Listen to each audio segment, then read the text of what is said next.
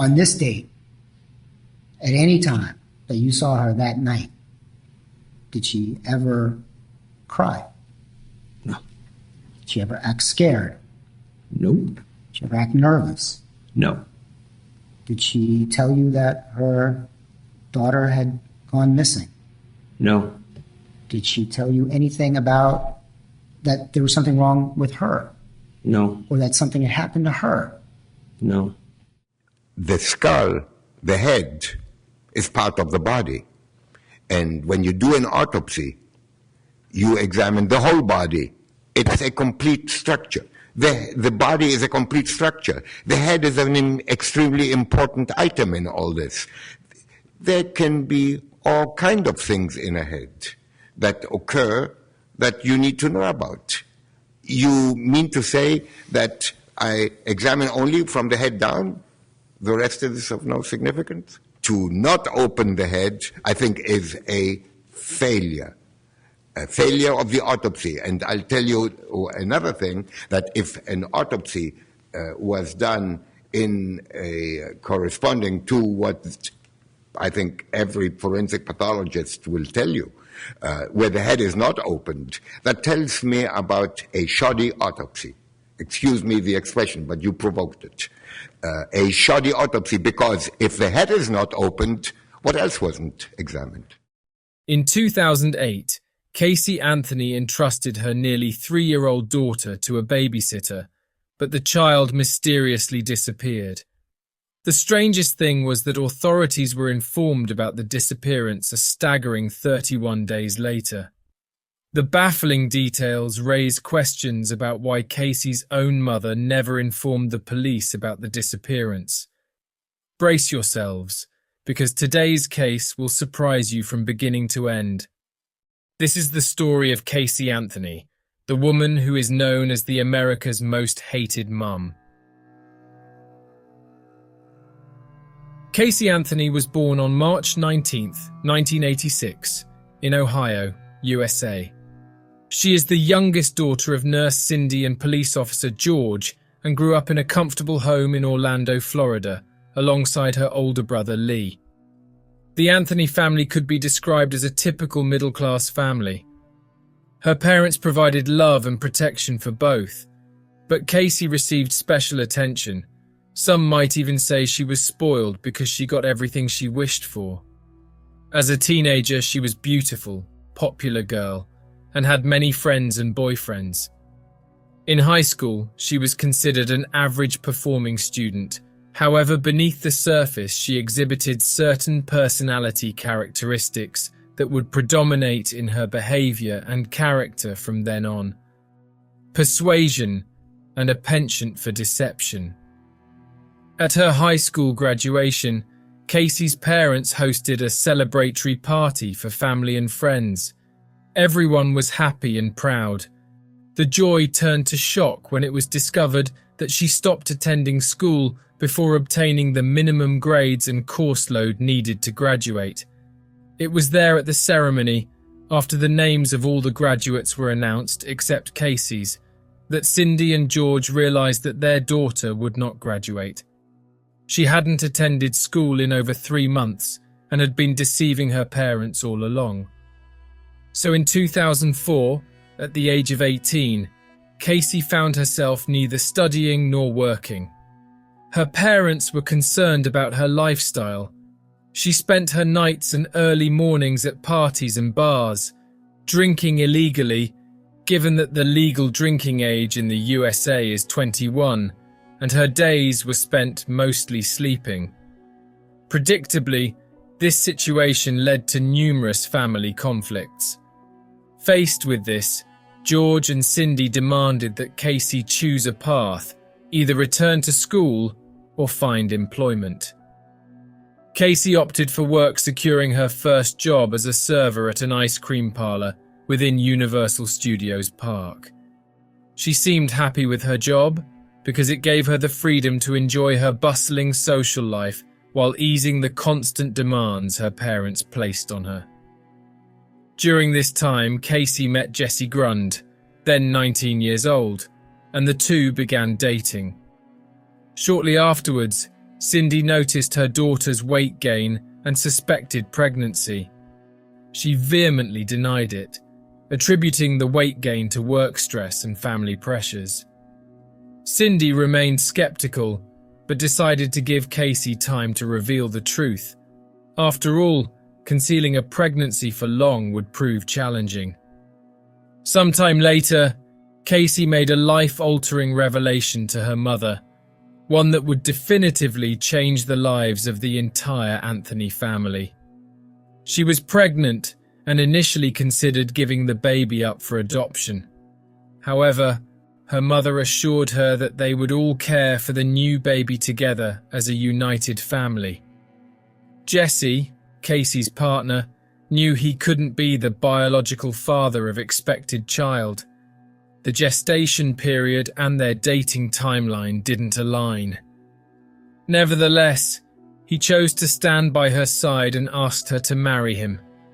They got engaged shortly before the baby was born. He was 20 years old and she was 19 years old.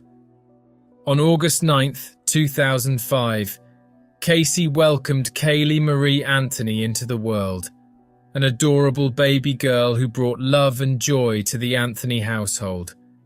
Her grandparents were passionate and completely devoted to the little girl. They looked after their granddaughter with great affection, actively participating in her routine and upbringing. Despite the DNA test confirming that Jesse wasn't the biological father, he continued to care for Kaylee as if she were his own daughter. The identity of Kaylee's real father remains a mystery. Unfortunately, by late 2006, Casey and Jesse's engagement had ended. Jesse cited Casey's jealousy over Kaylee's affection and attention, along with her frequent lies and irresponsible behavior, as reasons for their split. Casey, though a caring mother, appeared unwilling to give up her busy social life. She often delegated her daughter's care and attention to the girl's grandparents. Unfortunately, this strained her relationship with her parents. They had the expectation that motherhood would make Casey a more mature woman, making her more aware as the person primarily responsible for Kaylee's care and financial support. However, Casey stuck to her routine of parties, nights out, and impromptu trips, often leaving little Kaylee in her grandparents' care without prior notice. Adding to the complexity, Casey continued her habit of deceiving her parents. She'd tell little lies all the time. For example, she would ask them to watch Kaylee for a few hours, only to return days later. The resulting family environment was turbulent, marked by heated arguments and constant conflicts. Then, on June 9, 2008, after an intense argument with her parents, Casey, at 22 years old, packed her bags, took her 2-year and 10-month-old daughter, and left home. She moved into a 3-bedroom apartment with friends, Ricardo and Amy Huizenga. 2 days later, on June 11th, George and Cindy took Kaylee on a brief trip to visit her great-grandparents in a nursing home. When they returned from the trip, they struggled to reach Casey, who was very busy with her new boyfriend, Tony Lazaro, a DJ and event promoter, whom Casey considered wealthy and influential. Despite leaving several messages, she only showed up to pick up her daughter a few days later, on June 15th. It was late at night, and Kaylee was already asleep. Casey decided to sleep at her parents' house and leave the next day. On the 16th, Casey and Kaylee woke up, had breakfast, got in the car, and left. At that moment, only George was home. Cindy had already left for work. Over the next few days, Cindy repeatedly called Casey, desperate for news about her daughter and granddaughter. Unfortunately, most of the calls went unanswered, and, when she did answer the phone, she offered various excuses like Kaylee wasn't with her, or that she couldn't talk because she was in the shower, sleeping, playing. Casey's work schedule made it impossible for her to take her daughter to her grandparents, and sometimes the child was supposedly with a nanny while her mother worked. Cindy and George were unable to see or speak to their beloved granddaughter for a month. On July 15th, George receives a call that intensified their worry. He was informed that his car, the car Casey had been using, had been towed 15 days earlier, and that he needed to retrieve it from storage upon payment of a fine and daily fees. George and Cindy become even more worried. Not only had they been out of contact with their daughter and granddaughter for 1 month, but they also now knew that Casey was without the car she used to commute to work. George rushed to the impound lot, while Cindy continued her relentless attempts to reach Casey on the phone, only to be met with silence. As George opened the car door, he smelled a horrible, rotten smell. His experienced nose recognized it immediately. It was reminiscent of the odor of a decomposing human body. He peered into the trunk and found a trash bag filled with spoiled food and writhing maggots. One could assume that the trash was the cause of the bad smell, but George, an experienced police officer, knew how to distinguish odors, and he became even more worried. He dialed his wife, recounting the disturbing discovery. Anxious, his wife Cindy attempted to call their daughter once more, but Casey remained elusive. Desperate for answers, she contacted Amy, the friend Casey lived with. But Amy claimed that Casey wasn't there, and she hadn't seen the girl in a while either. Casey told her that Kaylee was with a nanny. Zanny, the nanny. Cindy was very worried about what Amy had claimed, and tired of waiting for Casey to return her numerous attempts to contact her. She decided to go to the place herself to wait for her daughter to arrive, and asked Amy to confirm the address where they lived. To her surprise, Casey had lied. The address provided to her parents differed from the one Amy disclosed. Cindy and George headed to the new address together. They stayed there for some time. Nervous and talking about Casey's current boyfriend, Tony, they considered going to his house. Gathering information from her friend, they eventually arrived at Tony's location. There, they found their daughter and her boyfriend visibly intoxicated, but Kaylee was conspicuously absent. Cindy confronted Casey, demanding to know her granddaughter's whereabouts. She said she was with Zanny, the nanny. Cindy asked for her phone number, but Casey claimed it didn't work. When asked for the address, she hesitated, admitting she only knew how to get there. She resisted for a while, but then agreed to take them to the nanny's apartment. As they rode aimlessly, Casey's lies unraveled. Finally unable to bear the weight of deception any longer, she made a confession. Kaylee had actually been missing for a month, 31 days to be exact. The nanny had allegedly kidnapped her.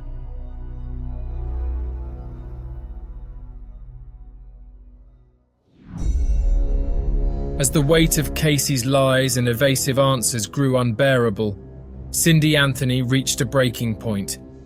She decided to call the police, but instead of revealing the truth, she concocted a story to gather information without explaining the situation over the phone. Hello.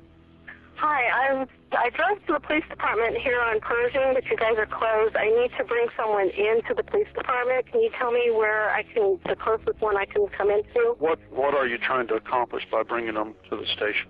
I have a 22-year-old person that has grand theft sitting in my auto with me. So the 22-year-old person stole something?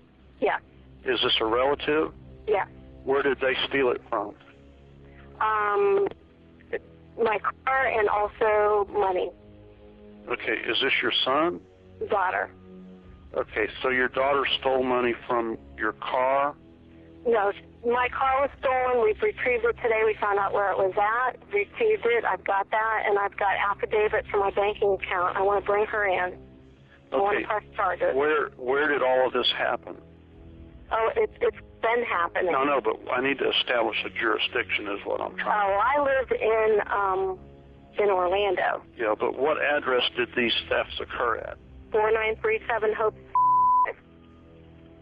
That's actually going to be in the jurisdiction of the sheriff's office, ma'am, not the Orlando Police Department. All righty. Let me transfer you over to the communications section. Hold on. Okay. In her first call, Cindy briefly connected with the operator. However, she hung up, giving Casey a chance to explain herself before involving the police and making her daughter's situation even more complicated. Casey claimed she had spent the past month looking for Kaylee on her own, and that she didn't want to contact the police because she was afraid the babysitter would harm the child, and even said she was hopeful that the babysitter would return the girl soon. The discussion continued inside the car while everyone returned home to think about the best strategy to resolve the situation. Back at home, tensions escalated. Father, mother and daughter continued to argue intensely, and neighbours even heard the screams, cries and accusations. At 8:44 p.m, Cindy made another call to the police, this time with greater urgency.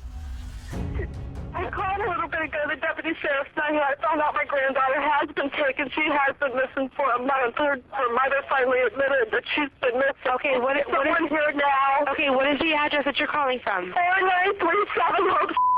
We're talking about a 3-year-old little girl. 4937 what?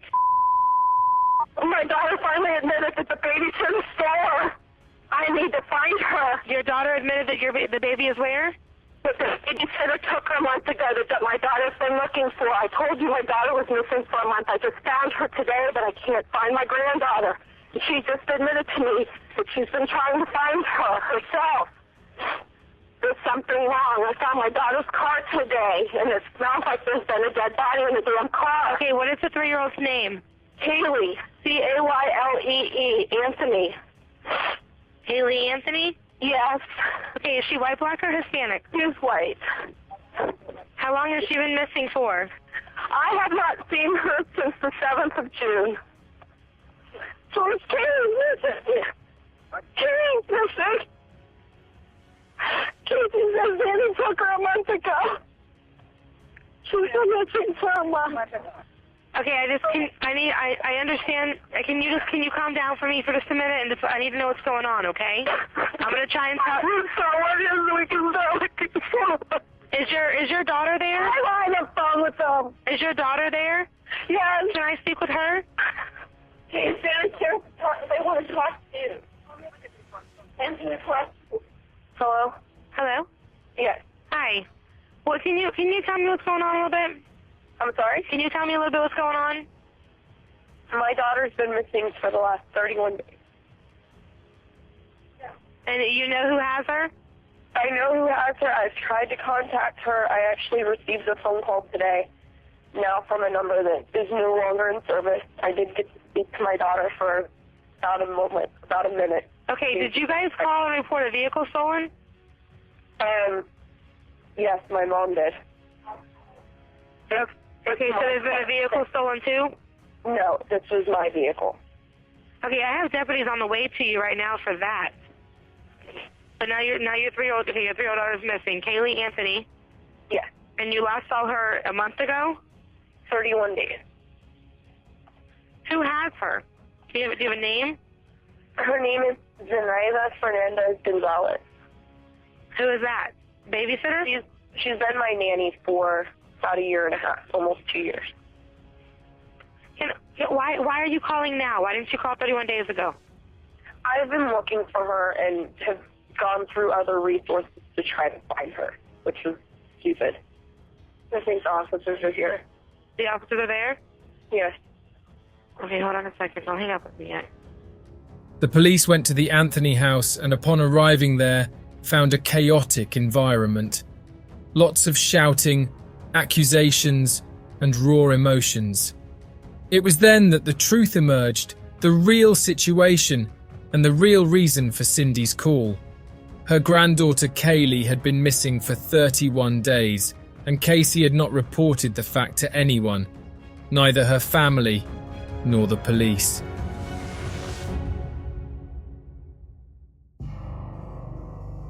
Casey finally revealed the nanny's name, Zenaida Fernandez Gonzalez, and explained how everything happened. She had dropped Kaylee off at Zanny's before going to work at the Universal Studios park, when she returned to collect her daughter, but they were nowhere to be found. She called Zanny's phone several times, but it remained unanswered. Then she waited outside the building for a while, thinking that they might have left and would come back soon. But since it was taking too long, Casey decided against going to her parents' house, knowing they would show disapproval. Instead, she sought refuge at her boyfriend's house. Convinced there was no problem, as Kaylee had already slept at the nanny's house before, so she thought that the next day her daughter would be there. When the officers asked why she didn't go to the police or her parents the following days, Casey said she was worried that Zanny would hurt Kaylee somehow. During the initial conversation with the officer, she displayed little concern about her daughter's disappearance. Meanwhile, Cindy and George were extremely nervous. The police officer then decided that everyone should visit the nanny's apartment, given Casey's newfound recollection of its location. Arriving at the scene, they knocked insistently on the property's door, but no one responded. Peering through the cracks in the windows and doors, they glimpsed an empty space with minimal furniture, as if no one lived there. Casey and her parents returned home, and the police began organising a more structured search. However, as the police already anticipated, the likelihood of a positive outcome was quite slim, as cases of children missing for an extended period rarely have a happy conclusion. The police then opted to involve the press and media to publicise the case, in the hope that Kaylee could be identified more easily if her image was widely publicised. The repercussion and national commotion were immediate, with families sympathising with the Anthonys and praying for Kaylee's safe return. Meanwhile, investigators continued to investigate the information gathered from Casey's testimony. Conversations with neighbours near the nanny's residence revealed that the apartment had been empty for months, and that there was not, and never had been, any resident there by the name Zenaida. Investigators also went to the Universal Studios, where Casey claimed to work. Surprisingly, she hadn't been employed there for over 2 years. The case was taking on increasingly bizarre turns. A child missing for a whole month, a mother who hadn't reported it to anyone, and a trail of lies. It was necessary to confront Casey so that the truth about Kaylee could come out. Investigators devised a clever trap.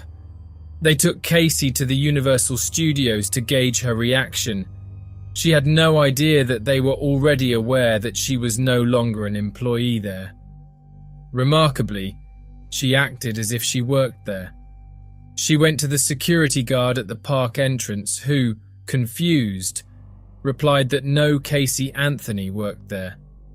She insisted that she did work there and provided the name and extension of a supervisor, yet investigation revealed that no such supervisor was on staff.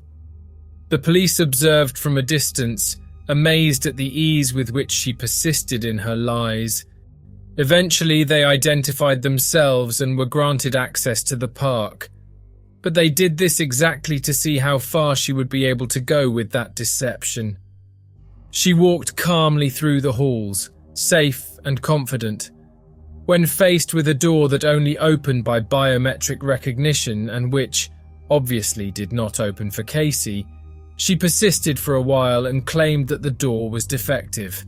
But faced with the undeniable truth, she finally confessed that she hadn't worked there in some time. The police informed her they were already aware of this deception, and her lies had consequences. She needed to provide a new statement. At the police station, they hoped that this time she would tell the truth about Kaylee, but nothing changed. Investigators were intrigued by Casey's peculiar behavior. Not only did she cling to her falsehood, but she displayed an unsettling lack of concern or distress about her daughter's alleged kidnapping.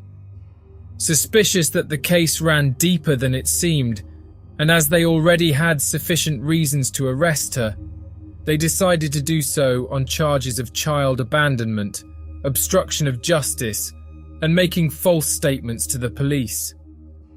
While in prison, Casey made several calls to her parents. The police, who were monitoring all these calls, noticed that Casey seemed more concerned about talking to her boyfriend Tony than about the developments in her own daughter's case. They then decided to have a chat with him. At the scene, officers questioned Casey's boyfriend and his roommate. Both expressed genuine surprise. They had no inkling that Kaylee was missing. Casey had never mentioned it. When asked about her daughter, Casey consistently claimed that Kaylee was with her nanny or grandparents. Strangely, she exhibited no signs of concern or altered behavior during her daughter's absence. Following these revelations, the police delved deeper, scrutinizing Casey's actions over the past month. Social media photos and statements from her contacts revealed a stark contrast. They discovered that she seemed to be enjoying herself. She frequented parties, bars, and participated in a sensual beauty contest at a nightclub. She even got a tattoo on her back with the phrase Bella Vita, meaning beautiful life in Italian. The images captured laughter, alcoholic drinks, and sensual dance. There were many photos recording nights out with friends and her boyfriend. No hint of sadness or concern for her daughter. An inappropriate and incompatible behavior with what was expected from a mother whose daughter was kidnapped. In parallel to police work, Kaylee's grandparents launched their own efforts to find their granddaughter. They organised several campaigns, gave interviews, distributed posters, organised searches, vigils, and mobilised many NGOs and people from the community. Hundreds of people volunteered to search for Kaylee. Efforts continued for weeks, but weeks passed without success. The police decided to inspect the family car used by Casey. Immediately, something caught the detectives' attention. Kaylee's favourite doll and a bag of clothes and diapers were inside the vehicle. This discovery raised questions. Why would these items be in the car if Casey had left her daughter with the babysitter, as she claimed? Additionally, the officers noticed the strong, putrid smell that Cindy had reported during her initial call to the police. To investigate further, they brought in a sniffer dog, trained to detect cadaverous odours. The dog immediately zeroed in on the trunk of the car, suggesting that evidence related to Kaylee might be present there. Upon closer examination, experts observed that the trunk had been recently cleaned with a vacuum cleaner. They also discovered a stain on the lining, corresponding in size to the body of a child Kaylee's age. Strands of hair were collected for laboratory analysis. The detectives then interviewed George and Cindy about the car. Cindy explained that Casey had left the car in a parking lot, claiming the gas had run out. George was told he needed to retrieve the car out of storage, that it was during this process that he also detected a bad smell in the car. But looking around the car, he found a garbage bag in the trunk with spoiled food remains, and that this was the fact that was causing that odour.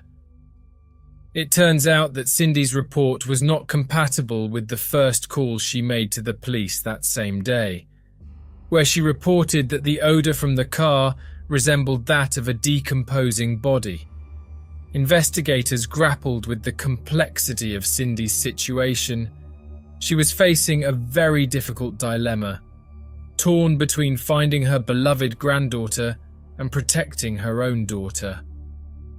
After Cindy's new statement, George called the police and spoke to one of the investigators, requesting a need to clear things up. He didn't like the way things were going. He felt something really bad when he got into that car. He didn't want to believe that he had raised a person who could do something so terrible. Reluctantly, he considered that his daughter knew far more than she was revealing. At that moment, the police began to definitively shift their investigation. Kaylee wasn't merely missing. She was likely dead.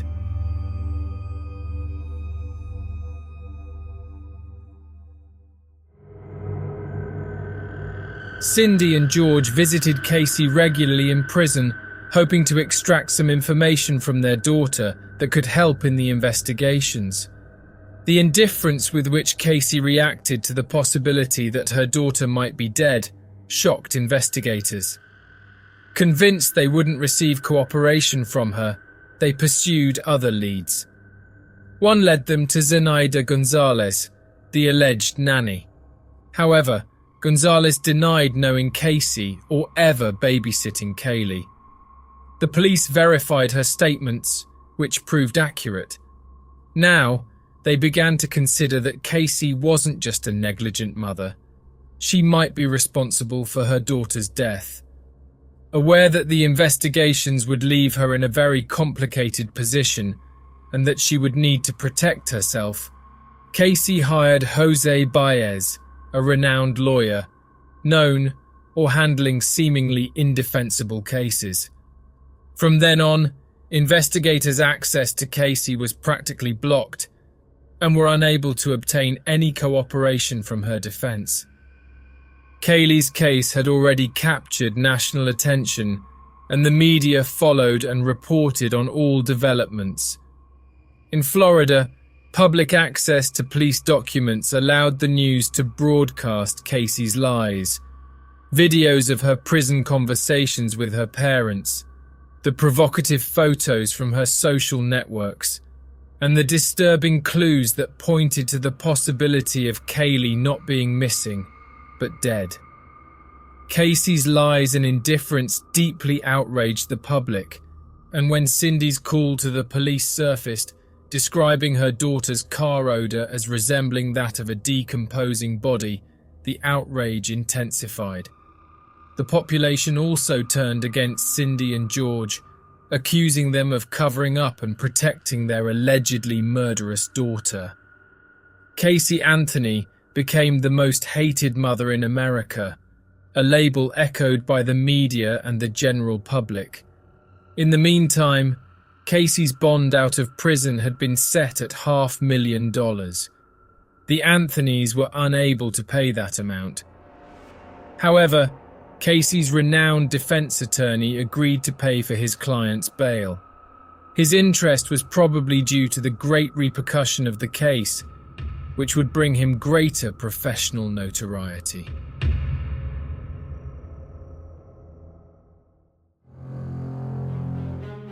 On August 21, 2008, Casey was released from prison and placed under house arrest at the Anthony family home, wearing an electronic ankle bracelet.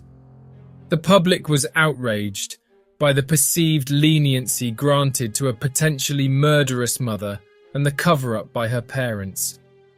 Groups of outraged people staged noisy protests in front of the Anthony's house, sometimes escalating to physical confrontations. Meanwhile, the police worked diligent to gather evidence supporting the homicide hypothesis. Expert analysis of the car trunk lining revealed that there was evidence of a decomposing body there. The police and prosecutors were convinced that they already had a solid homicide case and, in the face of public pressure, on October 14th of the same year, Casey was indicted for Kaylee's murder. Later that same day, just 2 months after being released, she was arrested again and this time without bail. 2 months later, on December 11th, a local worker discovered something unusual in a park near the Anthony home, about 400 meters away, and contacted the police.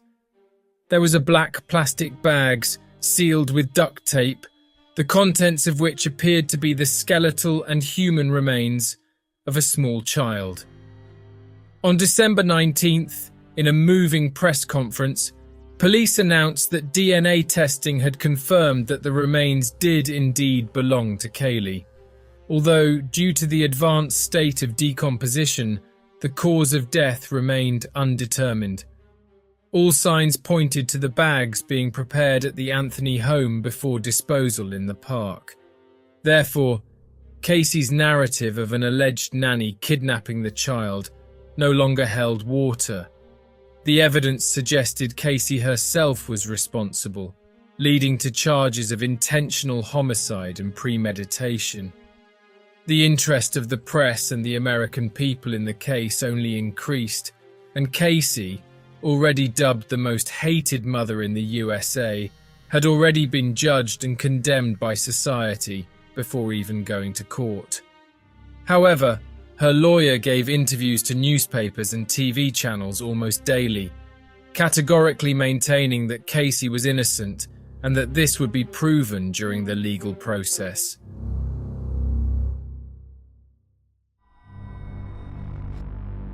The Casey Anthony trial commenced on May 24, 2011. The immense popular interest and exhaustive media coverage was comparable to that of the O.J. Simpson trial. The entire trial was broadcast live on TV and radio with high ratings. George and Cindy, even as witnesses in the case, were authorized by the judge to be present during all court sessions. They were instructed not to show any reaction or emotion in any situation that presented itself. Casey appeared in court with a very different image than the media reported. The sensual partygoer who posted photos of parties and drinks on social media years ago looked nothing like the subdued girl with tied hair, no makeup, and discreet clothes who was now present there. In their opening statements, the team of 3 prosecutors emphasized the evidence collected. Casey's lies, her behavior before and after Kaylee's disappearance, and the smell of a decomposing body in the abandoned car. The prosecution argued that Casey intentionally and premeditatedly committed the crime, making her eligible for the highest sentence, which is the death penalty. However, the prosecution's case regarding a crucial aspect, which is motive, appeared weak. According to the indictment, Casey never truly desired motherhood. She merely acquiesced to her mother's insistence on keeping the baby instead of opting for adoption. Prosecutors claimed Casey intended to return to her previous lifestyle, free from the constraints and responsibilities of motherhood. Next, the defense presented their case. All eyes were on Jose Baez, wondering how he could challenge the overwhelming evidence against Casey and present all the facts of the case, which were already common knowledge and highly incriminating, from a different and plausible point of view.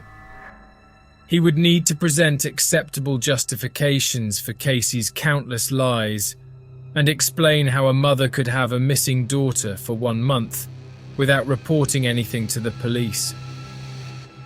The public's anxiety over the defense lawyer's words was immense, but no one could have been prepared for the shock that his narrative would cause. She never was missing. Kaylee Anthony died on June 16, 2008, when she drowned in her family's swimming pool. And shortly thereafter, George began to yell at her, "Look what you've done! Your mother will never forgive you, and you will go to jail for child neglect for the rest of your freaking life." In a lengthy opening statement, Baez asserted that Casey was desperate and turned to her father for help. George, a former police officer, allegedly knew effective methods for disposing of a body. Filled with extreme despair, he felt compelled to assist and protect his daughter. According to Baez, Casey was not involved in disposing of the body. George alone prepared and packed Kaylee's remains in the plastic bag. The story presented by Jose Baez completely shifted the general perspective on the case. It implicated George in the crime, suggesting he covered up the truth to protect his daughter and cleared Casey of the charge of intentional homicide. However, there was still a crucial issue to be clarified: Casey's numerous and proven lies. Baez acknowledged her deception, but offered surprising explanations for why his client had become so skilled at lying. He said Casey was raised to lie. It all started when she was 8 years old, when her father entered her room and started touching her inappropriately. Then it only got worse. At 13 years old, she was already being abused, and then she went to school and played with other children as if nothing had happened. She learned to live a life of lies, to hide her family's problems. Baez attributed her endless fabrications about her daughter's death to her father's strong control since childhood. His arguments were deeply disturbing, but what unsettled the public even more was George's lack of reaction. Faced with such degrading accusations, he remained stoic. No indignation, no protests, no tears.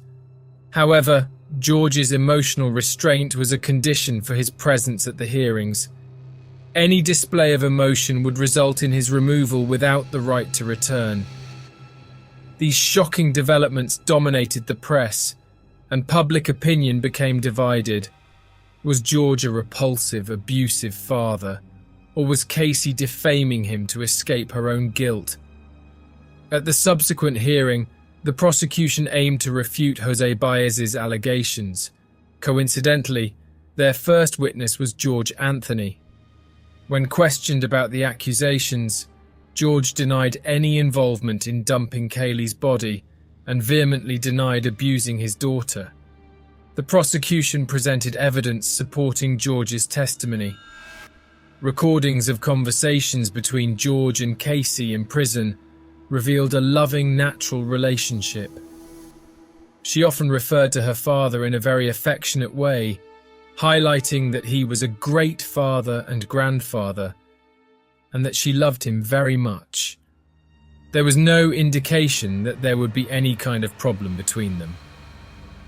Later, it was Casey's defense's turn to question George.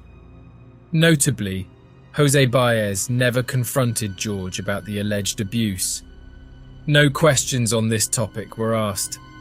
His strategy appeared to have been to focus on an event that occurred shortly after the remains were found. In late January 2009, George tried to take his own life, and he had left a note. Baez asked why he had done this, and George said he didn't know what else to do.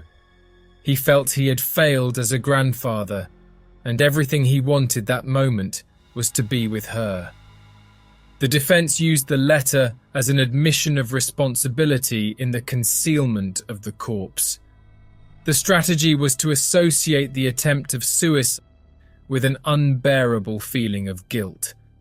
However, according to George, his despair stemmed from the confirmation of his beloved granddaughter's death and the realization that his own daughter might be the perpetrator. The trial continued, and the prosecution needed to prove Casey's guilt.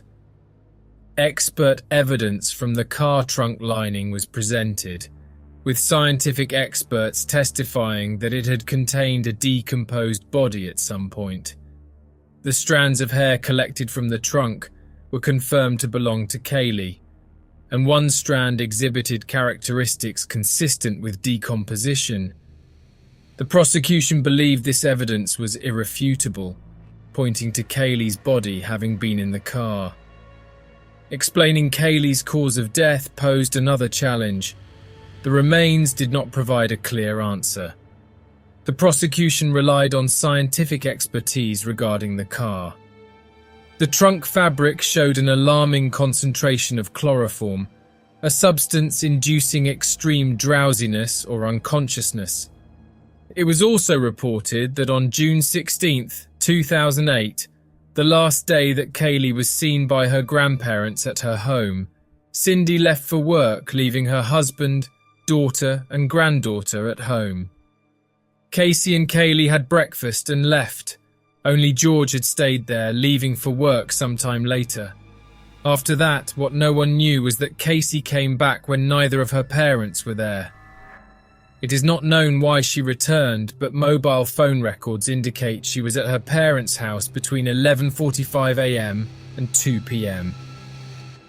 At around 1:30 p.m., the Anthony's computer was assessed with Casey's login and password, and intriguing searches were recorded like how to make chloroform and how to break a neck. These facts supported one of the prosecution's theories, which said that Casey doped Kaylee with chloroform so that the girl would die in a more peaceful and humane way. The testimony of the medical examiner responsible for analysing Kaylee's remains significantly bolstered the prosecution's case. Although the exact cause of death could not be confirmed through forensic examination, the coroner believed that the circumstances surrounding the body's disposal pointed to intentional homicide. The most crucial finding was the presence of duct tape residue on Kaylee's skull. According to the formal accusation, Casey had placed the tape over Kaylee's nose and mouth, causing her death by asphyxiation. The commotion among the people present in the court was immediate. The courtroom erupted in emotion. From that moment on, with all the pieces of evidence laid out, prosecutors could finally put together and present the difficult puzzle of the crime that took Kaylee's life. The summary of the prosecution's thesis was: Casey left Kaylee unconscious by doping her with chloroform, used duct tape as a murder weapon, covering her nose and mouth to prevent her from breathing, laid her down. She wrapped the body with a blanket, put it in a garbage bag, threw it in the trunk of the car and went to her boyfriend's house. A few days later, she threw the body in the park. All the while, Casey continued living her life as if nothing had happened. The point that still needed more consistent support was the motive for the crime. As previously mentioned, the prosecution's thesis was that Casey, who had never intended to be a mother, wanted to free herself from the burden of motherhood so she could live her life the way she wanted, with freedom and without obligations. To support this, prosecutors preferred to demonstrate Casey's behaviour and lifestyle during the 31 days of Kaylee's disappearance. They summoned Tony Lazaro, Casey's boyfriend at the time, who was with her practically all the time during that month. And this is on June 16th of 2008. Yes, sir. All right. When you went to Blockbuster with her that night, how would you describe her demeanor? The way she was every day. Which was? Happy to see me, having a grand old time. On this date, at any time that you saw her that night, did she ever cry? No. Did she ever act scared? Nope. Did she ever act nervous? No. Did she tell you that her daughter had gone missing? No. Did she tell you anything about that there was something wrong with her? No. Or that something had happened to her? No. Was there any difference in this woman's attitude this night than it was for any other previous time that you had seen her? No. Tony was a young single man who worked as a DJ and event promoter in bars, clubs and parties. His statement made it clear that their relationship was casual, with no interest on his part in forming a family. Casey was very involved in that relationship and practically moved into Tony's house after Kaylee disappeared. As already mentioned, She was present at many of the parties he promoted. She danced, drank, wore sexy clothes, and made a point of recording everything and posting it on social media. As mentioned earlier, at one of these parties, she participated in a sexy body contest where she was photographed doing seductive poses and dances. She got a tattoo on her shoulder with the message Bella Vita, or Beautiful Life in Italian. For the prosecution, this was a symbol that Casey was finally living the life she always wanted. This would be the key point that would prove Casey's motive. She wanted to be an ordinary, free, young, single woman, and for that reason she selfishly killed her own daughter. After the prosecution presented its theory and the supporting evidence, it fell to Casey's lawyer to challenge the expert testimony and construct a defense. As we know, the burden of proof lies with the prosecution, and given the extensive evidence they had presented, this was a challenging case for the defense.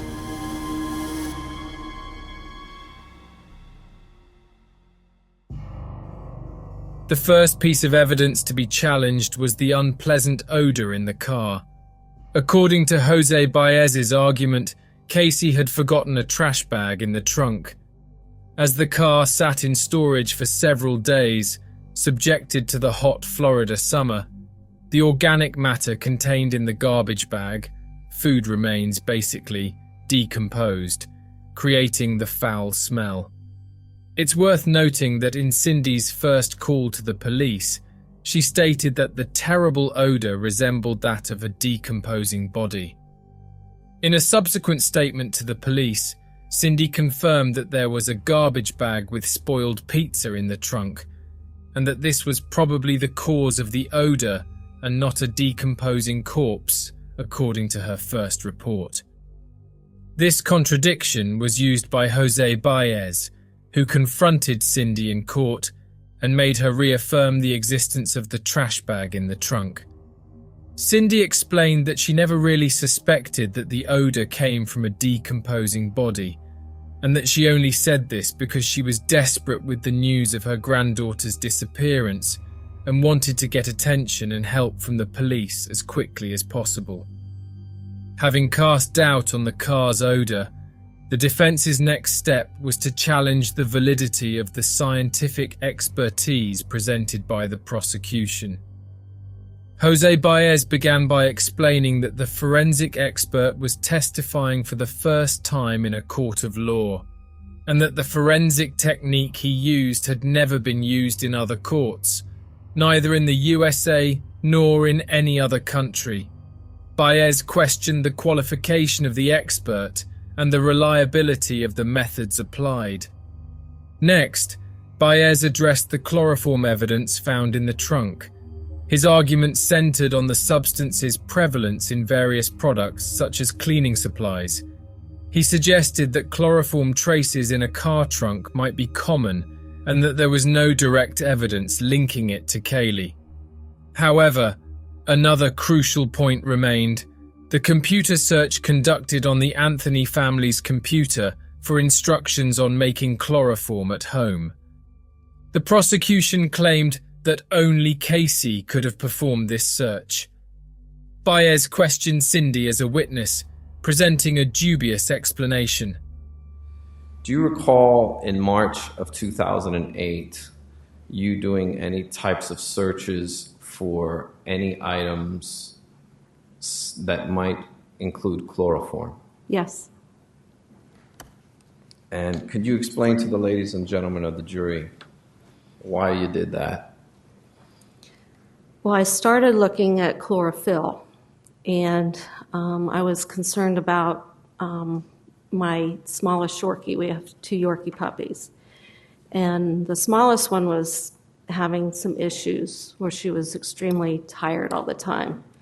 And both of the dogs would eat the bamboo leaves out in the back. So I started looking up sources from the backyard that could potentially cause her to be more sleepy than it would affect the larger dog. And I started looking up chloroform, chlorophyll, and then that prompted me to look up chloroform. Okay, now, I don't understand how you could get those two mixed up. Not getting them mixed up. If you look into chlorophyll, there's some bacteria associated with chlorophyll production, and looking up that, it comes from different species of plants that have red and brown coloring, and that prompted me to look up chlorophyll because some species of algae and seaweeds and stuff produce naturally chloroform. Okay. And how do you know that you ran these searches in March of 2008? Because I also ran a few other searches at the same time in March. There was a scare about using hand sanitizers around small children. There was an email that went around my employee at my work. One of my nurses had sent me an email knowing that, Kaylee was of age that she could be affected if we used hand sanitizer, and she got her hands on it. And that scare came out in March. And during the same time frame that I was looking up the issues about the dogs, I was looking up ingredients in the hand sanitizer, the alcohol, and then that prompted me to look up other things that we had in the house, like acetone, hydrogen peroxide, rubbing alcohol. Did you run any other types of searches during that time frame that, and I'm specifically referring to March 2008, that might have to do with any types of injuries? Yes, a good friend of mine was in a car accident and had multiple chest and head injuries and had a lot of blood loss, and I was looking up specific terminology that someone had asked me to look up. And at work, I don't have access to the regular internet. We had our own Gentiva internet, so I had to do those types of searches at home. I couldn't do it at work. It's interesting you bring that up. We have your work records and evidence, and it shows that you work pretty much a regular schedule during that time period. I took a day off during that time period. Usually during the month of March, a couple important holidays fall in that time frame, and typically I would take certain holidays off because I had 6 weeks of vacation. As the defense continued to challenge the prosecution's evidence, they sought to discredit the expert findings from Kaylee's autopsy. Their argument centered on contamination. The man who discovered the remains had touched the bag, potentially compromising all evidence collected at that location. Thus, the defense claimed that this evidence could not be considered valid.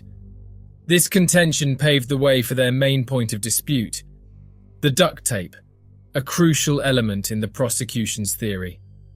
Jose Baez called his own forensic expert as a witness. Pathologist Dr. Werner Spitz was hired to conduct another autopsy on the remains and analyze the duct tape. Dr. Werner was very experienced and renowned, having participated in particularly important cases, including the assassination of former President Kennedy and others like O.J. Simpson and John Bennett Ramsey. You also indicated in direct examination that the failure of Dr. Garavaglia to open the skull was a violation of protocol. Correct. What protocol is that? Let me say this, that the skull, the head, is part of the body. And when you do an autopsy, you examine the whole body. It's a complete structure. The body is a complete structure. The head is an extremely important item in all this. There can be all kinds of things in a head that occur that you need to know about. You mean to say that I examine only from the head down?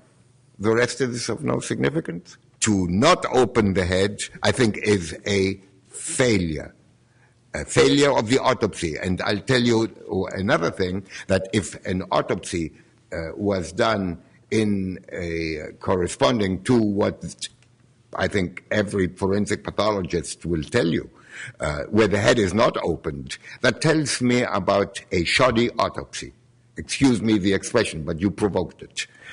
A shoddy autopsy, because if the head is not opened, what else wasn't examined? You recall reading Dr. Garavaglia's statement references to duct tape?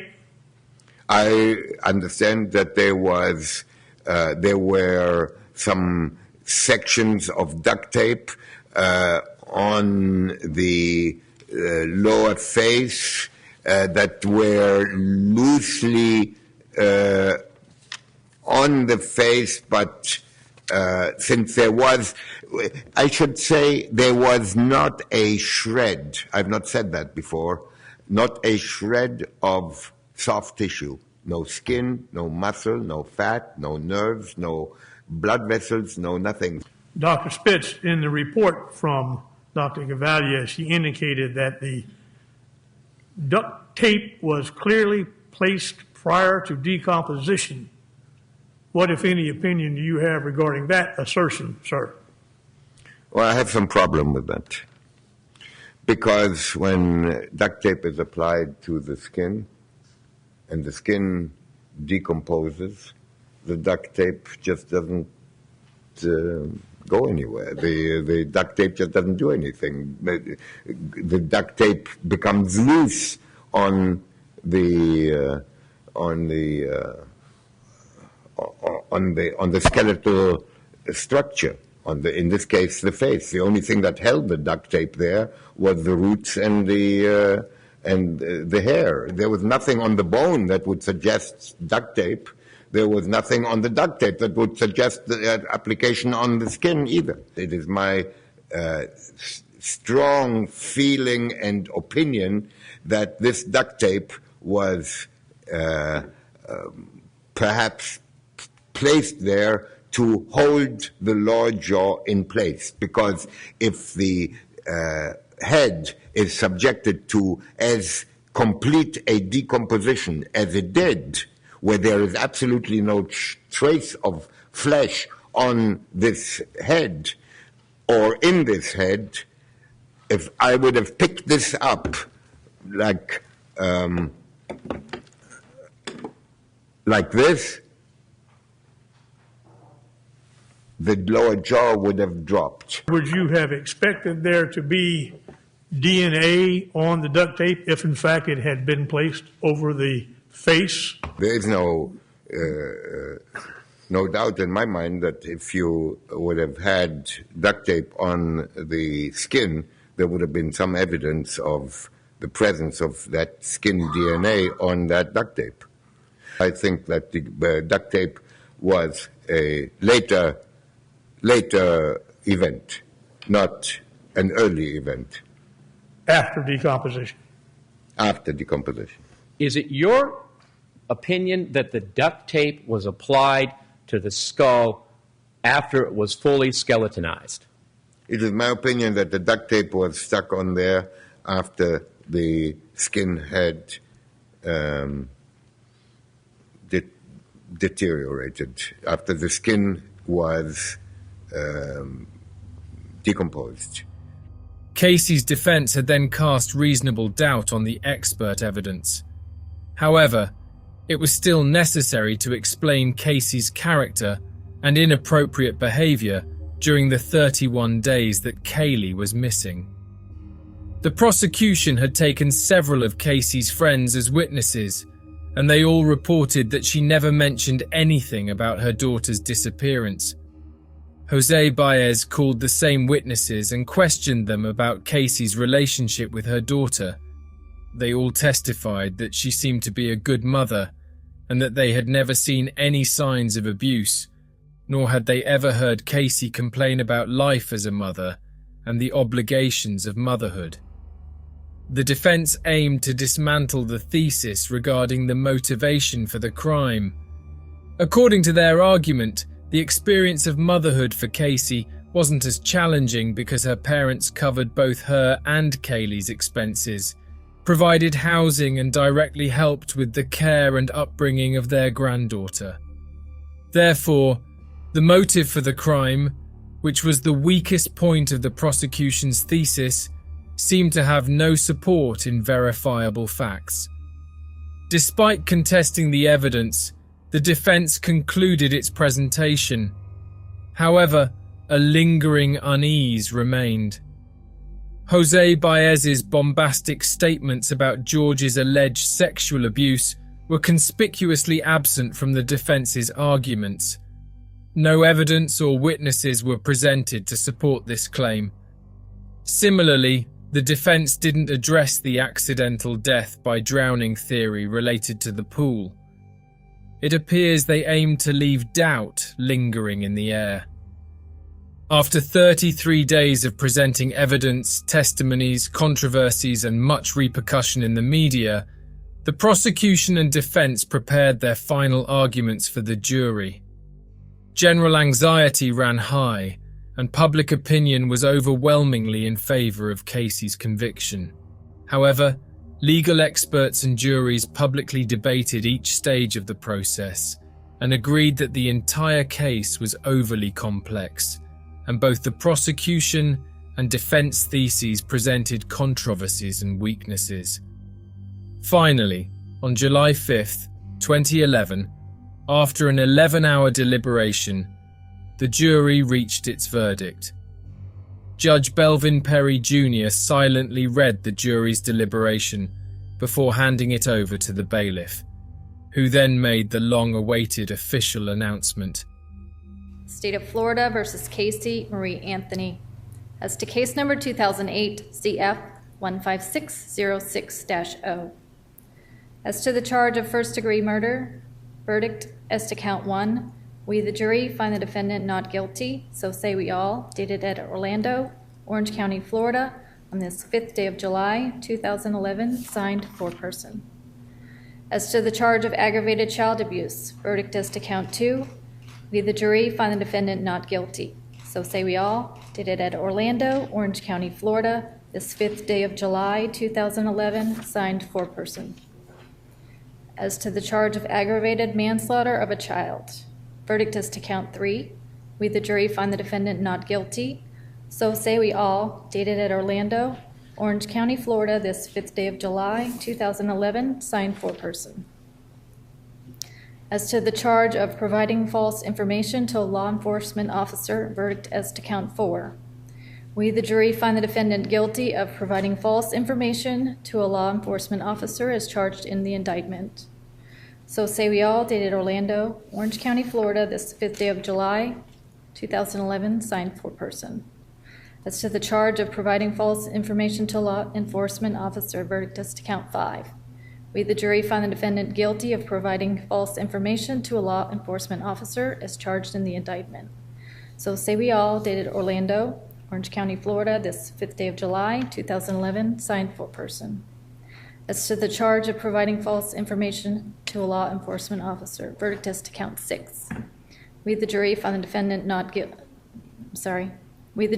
defendant guilty of providing false information to a law enforcement officer as charged in the indictment. So say we all, dated Orlando, Orange County, Florida, this 5th day of July, 2011, signed foreperson. As to the charge of providing false information to a law enforcement officer, verdict is to count 7. We, the jury, find the defendant guilty of providing false information to a law enforcement officer as charged in the indictment. So say we all, dated Orlando, Orange County, Florida, this 5th day of July, 2011, signed foreperson.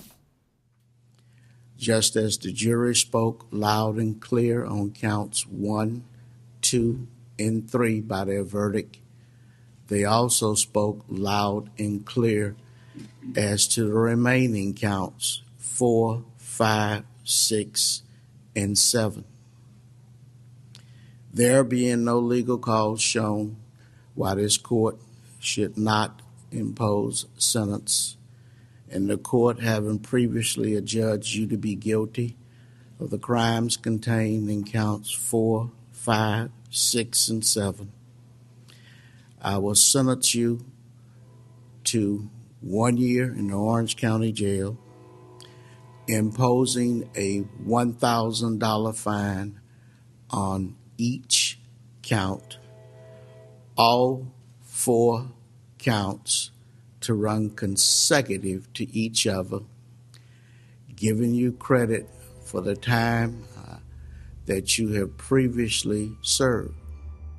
Casey Anthony was released from prison on July 17th, 2011, just 10 days after being acquitted of her daughter's death.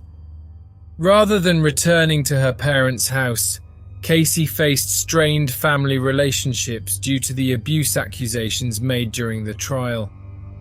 She embarked on a new life, navigating the challenges of rebuilding independently.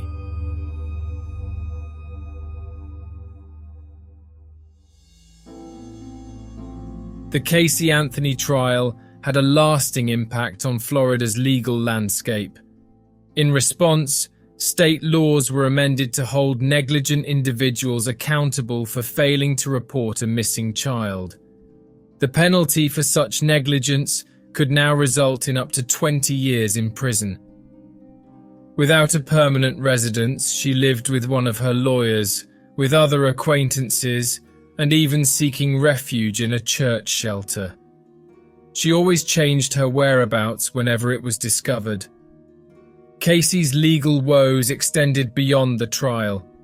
The woman named Zenaida Gonzalez, who was summoned by the police, sued her for slander and defamation. Entities that funded searches for Kaylee also sued her, intending to recover the money they spent in vain. Casey declared bankruptcy to get out of the lawsuits. Years later, in May 2016, Casey was once again the center of media attention. Dominic Casey, a private investigator who participated in the defense team, brought to light a large amount of files with shocking information.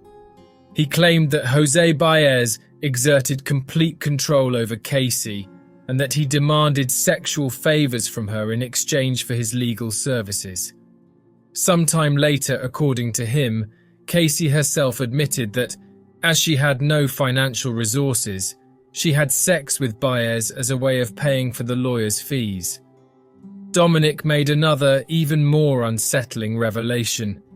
He claimed that Jose Baez had not hired him to locate a missing child, but rather to find Kaylee's body. According to him, Baez knew from the beginning that Casey had killed her daughter and that they needed to find the body before anyone else found it. Only after the discovery of Kaylee's remains did Baez construct the defense's narrative. According to Dominic, it was Baez who created the theory of accidental drowning and George's subsequent disposal of the body. Jose Baez denied all of Dominic's allegations. Years later, Casey re-emerged in the public eye, albeit infrequently. She attempted a photography career, but faced limited success. During this time, she lived with one of the private investigators who had worked on her defense and collaborated with him as a fellow detective. In March 2017, nearly a decade after Kaylee's death, Casey granted an exclusive interview with a very attractive look that was very different from the one she presented in court. For the first time after her acquittal, she gave an exclusive interview where she said she remembers almost nothing about the events of the past. She remained tight-lipped about why she hadn't reported Kaylee's disappearance to the police and her behavior during that period. After a highly controversial and complex trial, numerous questions regarding the death remain unanswered. No one has been able to prove exactly how, where, or when Kaylee died. Every American, be it a jurist, a forensic expert, a journalist, or a citizen interested in the case, has their own opinion or version to address the lingering question. However, the case transcends Casey Anthony's innocence or guilt. In court, both the prosecution and defense presented compelling narratives, yet the evidence lacked robustness.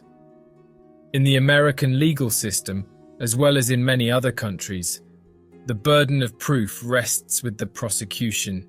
This principle aligns with the presumption of innocence, a fundamental tenet underlying all legal proceedings and enshrined in the Universal Declaration of Human Rights. In this specific case, the prosecution's evidence was circumstantial and, according to many, failed to establish guilt beyond a reasonable doubt. And, as we recognize, any lingering doubt must favor the defendant in the verdict. If you've made it this far, please don't forget to leave a like and subscribe to this channel. Also, add your opinion in our comments. Thank you very much. I will see you in the next case.